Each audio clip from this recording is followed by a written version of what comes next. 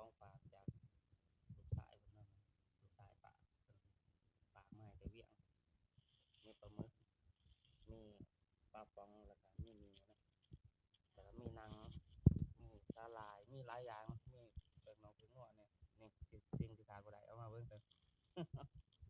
นี่สีเสียดแล้วก็ยาหยังเนาะเพราะว่าเพิ่นมักสูบยาแฮงเนาะบ่เพิ่นมักเกี่ยวหมากนี่คนเฒ่านี่ก็มักมันนี่มีสองเฒ่านี่มักแฮงเด้อนี่เกี่ยวหมากนี่เพิ่นว่าได้ตัวนี้มันโอ้บ่กินฮอดข้าวก็ได้เพิ่นนี่โอ้โอ้คันลงตัวนี้มันลบเมาโลดโอ้สุดยอดเลยทุกคนเบิ่งติแสดงว่าเพิ่นมักแฮงเนาะนี่เป็นชีวิตจิตใจคันคนสูบยาก็แม่นอ่าแบบลงยาต้องกลับมานี่คือกันนี่เนาะลงคันหมากนี่ต้องกลับมาแล้วแซ่บเพิ่นว่า